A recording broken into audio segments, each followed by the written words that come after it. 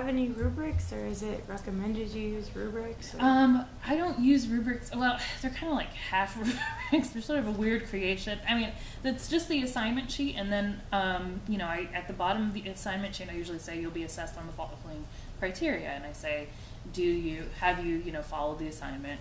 Do you consider audience and purpose? Do you make use of the mode or the genre that you're composing within?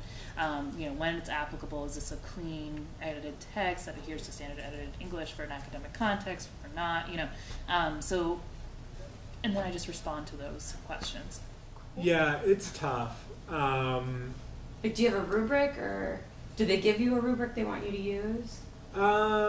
No, we don't have a rubric. We do have learning objectives.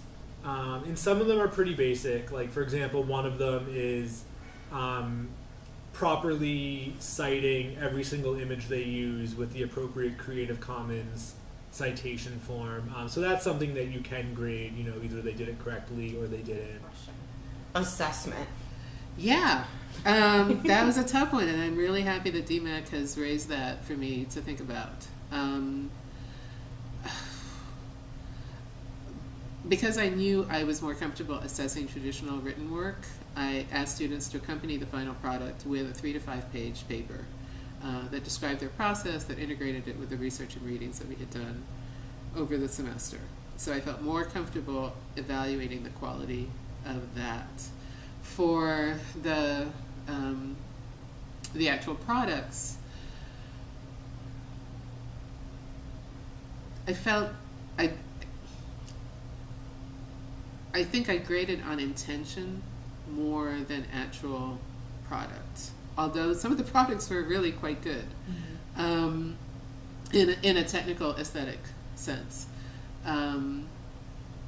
There were a few where it seemed apparent that they were thrown together less thoughtfully than some of the others, and I graded those accordingly. I mean, that's a really good question. We were all talking about that this morning after reading some of the assessment pieces last night.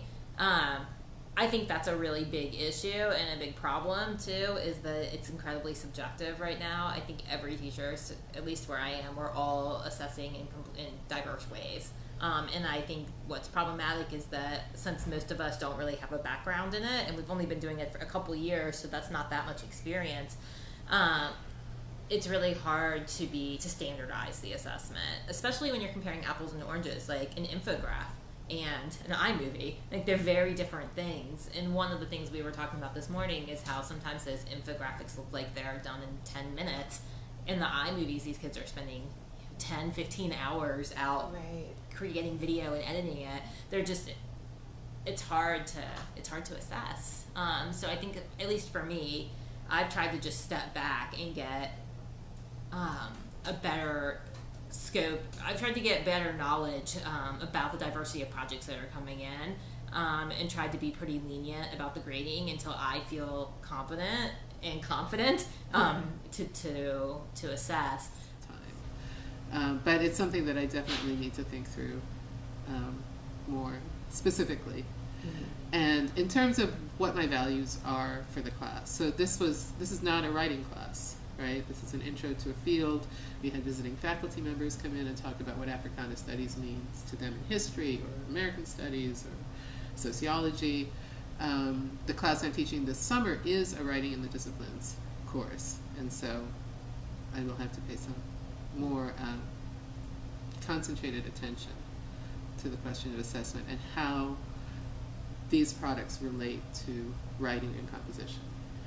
In an interdisciplinary field as well, right? Yeah, so there's a lot of opening there, and for me to think through and to help students think through what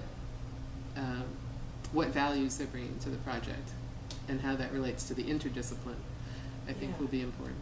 Okay. But I refuse. So you don't use it anymore. I don't believe in it. I don't believe in grading, and because of that, I can't enter into it with my whole heart, and so I'm not going to do it. I'm just not going to do it.